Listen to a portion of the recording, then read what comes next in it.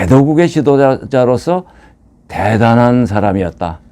원대한 비전을 갖고 있었고 그것을 실행해 나가는 구체적인 그 대안들을 철저하게 준비를 해서 나라를 발전시켰다.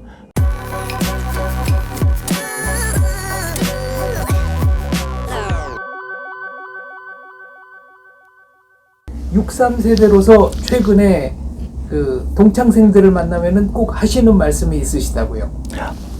제가 지금 우리가 1인당 국민소득이 그 3만 5천 불 환율에 따라 다르지만은 3만 5천 불까지 된다고 그러고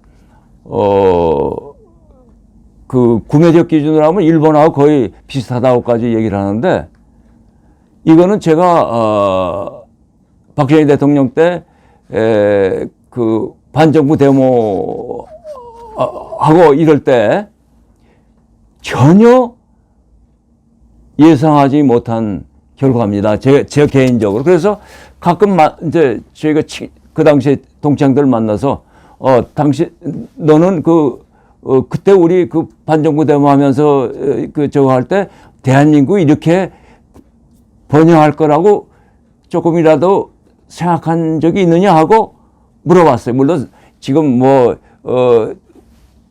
성공한 사람도 있고 그렇지 않은 사람들도 있지만은 거의 대부분의 모든 제 친구들은 꿈에도 생각하지 않았다. 그렇게 답을 합니다. 예. 그래서 이 박정희 대통령이라는 사람이 아까 베트남에 그 주석을 하던 그 지도자가 얘기했듯이 개도국의 지도자로서 대단한 사람이었다. 원대한 비전을 갖고 있었고 그것을 실행해 나가는 구체적인 그 대안들을 철저하게 준비를 해서 나라를 발전시켰다. 그 생각을 제가 하게 됩니다. 그러니까 상당한 기간 권위주의적인 이런 그 통치를 했다는 것을 그건 역사적인 사실로서 당연하지만은 그러면서도 대단한 것은 한국의 기업인들이 새로운 투자를 할 수 있는 자극을 주고 그걸 원했다는 거예요. 가장 아주 대표적인 게 현대중공업의 지금 현대조선입니다. 정주영 회장한테 조선업을 하라고 밀어서 보낸 거 아닙니까? 그렇게 해서 아무것도 없는데 정주영 회장이 울산 지역에 그 바닷가 모래사장 있는 사진하고 또 500원짜리 지폐에 거북선하고 이게 400년 전에 우리 그 조선에서 만든 철갑선이라고 얘기를 해가지고 아무것도 없는 데서 신용을 얻어가지고 조선을 하지 않았어요.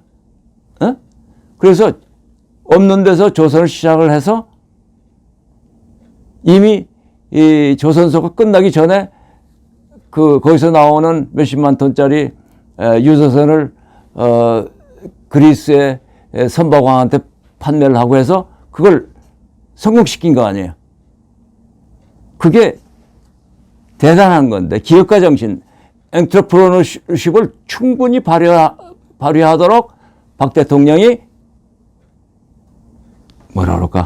영향을 주고 그 방향으로 요구를 하고 그래서 된 거예요. 거기서 무슨 점이 우리가 배워야 하냐면 현대조선, 물론 지금 삼성의 전자도 그렇지만은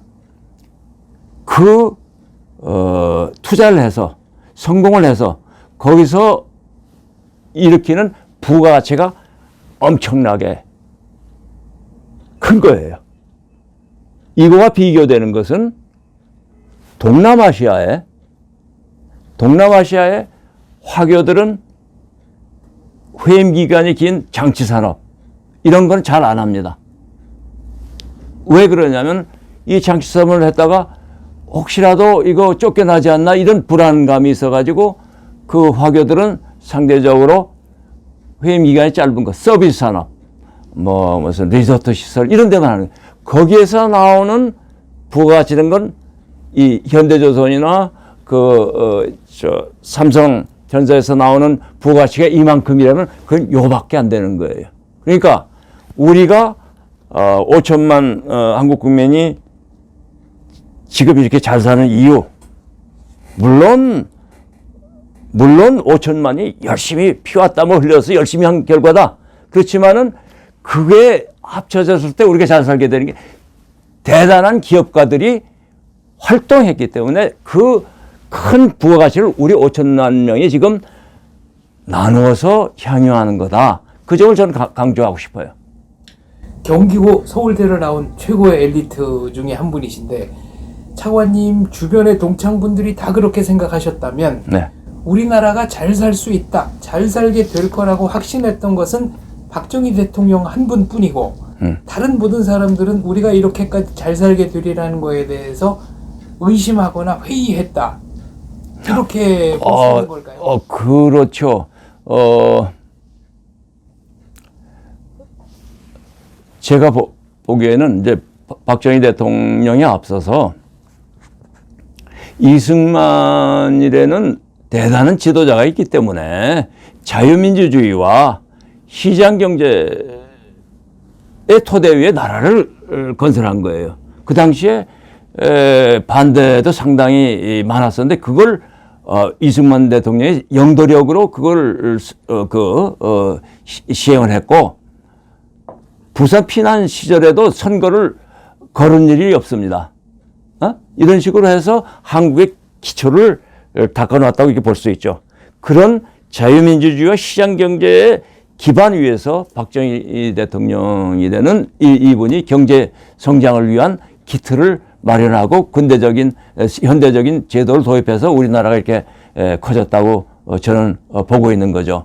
그래서 저희가 저희 그 고등학교 아니면 대학교 혜택 받은 사람들이지만은 대학교 졸업할 때 저는 67년에 졸업했습니다만은 66년 학교 다닐 때만 해도 서울 법대 나오면은 한 160명 정도 그 당시에 이제 졸업하는데 제대로 취업을 하는 사람이 거의 없었습니다.